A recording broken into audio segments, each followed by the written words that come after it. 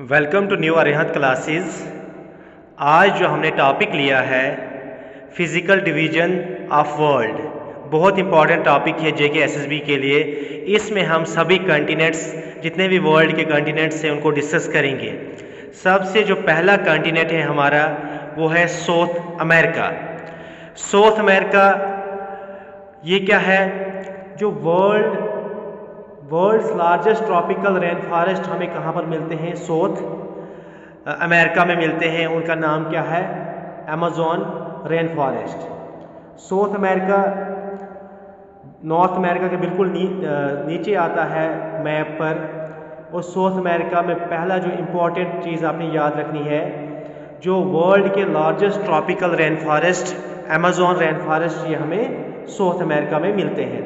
इसके बाद world highest waterfall, दुनिया का सबसे ऊंचा वाटरफॉल भी हमें साउथ अमेरिका में मिलता है। इस वाटरफॉल का नाम क्या है? Angel fall. क्या नाम है? Angel fall. और ये कहाँ पर है? वेनेजुएला में। इसके बाद जो नेक्स्ट है world largest river by volume, दुनिया का सबसे बड़ा रिवर बाय वॉल्यूम, दुनिया का सबसे बड़ा रिवर, ये भी हमें साउथ अमेरिका में ही मिलता है। इसका नाम क्या है? Amazon river. World largest river by volume Amazon river, ये भी हमें साउथ अमेरिका में ही मिलता है। इसके बाद है वर्ल्ड लॉन्गेस्ट माउंटेन रेंज, दुनिया की सबसे लंबी माउंटेन रेंज भी हमें साउथ अमेरिका में ही मिलती है। इस माउंटेन रेंज का नाम क्या है? इसका नाम है एंडीज। क्या नाम है?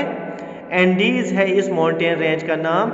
ये भी हमें साउथ अमेरिका में ही मिलती है। ये वर्ल्ड की लॉन्गेस्ट माउंटेन रेंज है।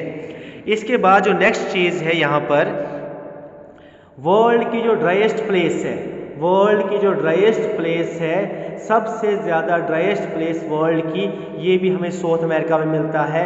इसका नाम क्या है? Atacama desert. आटाकामा डेजर्ट पूछ सकते हैं, which among the following is the world driest place. यहाँ बोलेंगे जो आटाकामा डेजर्ट है वर्ल्ड की ड्राइएस्ट प्लेस है, ये किस कॉन्टिनेंट में पड़ती है? ऐसे भी क्वेश्चन बन सकता है। इसके बाद जो नेक्स्ट है यहाँ पर वर्ल्ड्स हाईएस्ट नेविगेबल लेक, दुनिया की हाई अल्टीट्यूड पे नेविगेबल लेक, मतलब जिस लेक पे हम बोटिंग कर सकते हैं, उसका नाम है लेक टिटिकाका। याद रखना, ये भी साउथ अमेरिका में ही पड़ती है। दुनिया की हाईएस्ट नेविगेबल लेक कौन सी है? Lake Titicaca. ये भी साउथ अमेरिका में ही पड़ती है।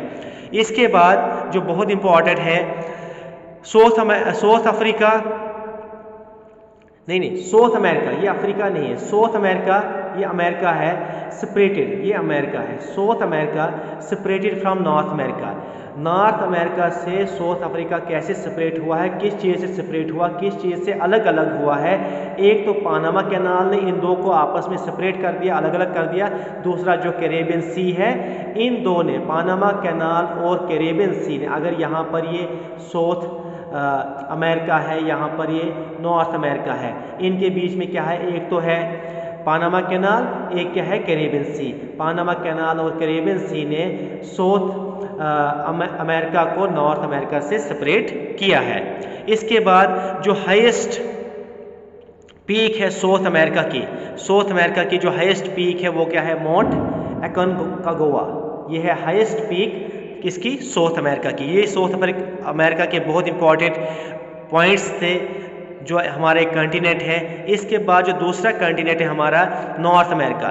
साउथ अमेरिका का बिल्कुल ऊपर जो आता है नॉर्थ अमेरिका। बोलते हैं कि दुनिया की जो हॉटेस्ट प्लेस है वो नॉर्थ अमेरिका में है। उसका नाम क्या है? Death valley. क्या नाम है? Death valley. वहाँ पर बहुत गर्मी होती है, इसीलिए इसका नाम दिया है डेथ वैली। ये कहाँ पर है? कैलिफोर्निया में। कैलिफोर्निया में है डेथ वैली, जो वर्ल्ड की सबसे हॉटेस्ट प्लेस है। इसके बाद वर्ल्ड की जो लार्जेस्ट फ्रेश वाटर लेक, दुनिया की जो सबसे बड़ी फ्रेश वाटर लेक, वो नॉर्थ अमेरिका में है। उसका नाम क्या है? Lake superior. क्या नाम है? लेक सुपीरियर है उसका नाम। इसके बाद वर्ल्ड्स लार्जेस्ट गल्फ, दुनिया का सबसे बड़ा गल्फ, ये भी नॉर्थ अमेरिका में ही हमें मिलता है। इसका नाम है गल्फ ऑफ मैक्सिको। क्या नाम है? गल्फ ऑफ मैक्सिको है इसका नाम। ये भी हमें नॉर्थ अमेरिका में ही मिलता है।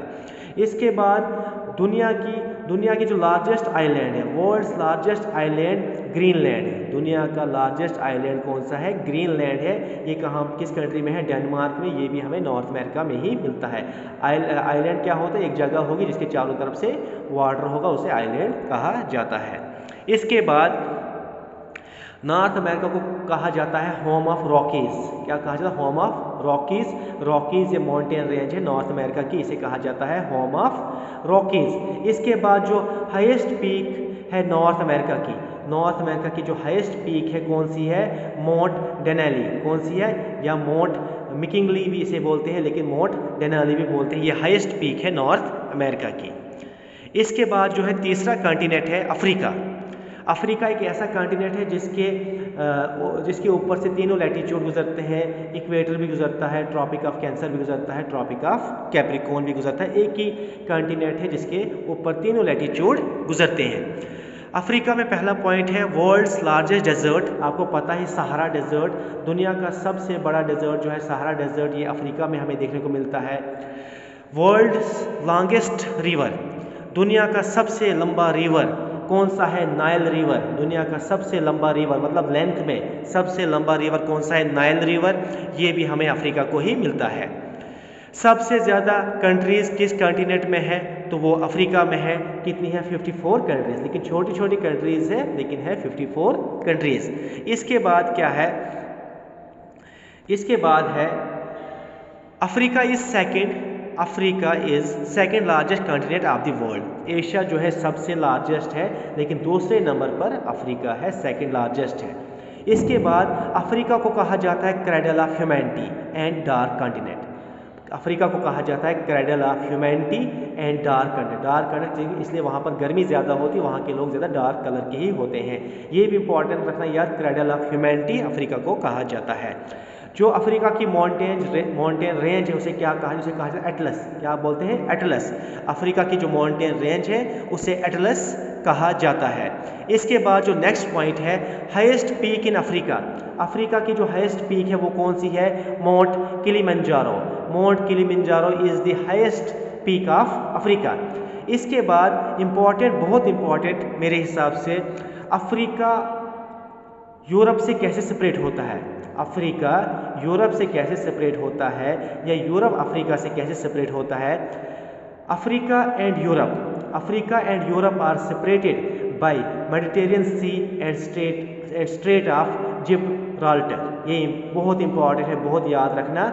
अफ्रीका यूरोप से कैसे सेपरेट होता है? अफ्रीका यूरोप से सेपरेट होता है by the Mediterranean C and straight of Gibraltar. अगर यहाँ पर ये अफ्रीका है, अफ्रीका ऐसा है यहाँ पर, अगर यहाँ पर ये अफ्रीका है तो यहाँ पर जैसे यूरोप है ऊपर, यहाँ पर ये कैसे आपस में सेपरेट होते हैं? एक तो मेडिटेरियन सी इनके बीच में है, दूसरा स्ट्रेट ऑफ जिब्राल्टर है। Thank you so much. इसकी जो नेक्स्ट वीडियो आएगी उसमें हम बाकी कॉन्टिनेंट्स को डिस्कस करेंगे। चैनल को सब्सक्राइब करना, लाइक करना और बेल आइकन भी प्रेस करना। Thank you so much.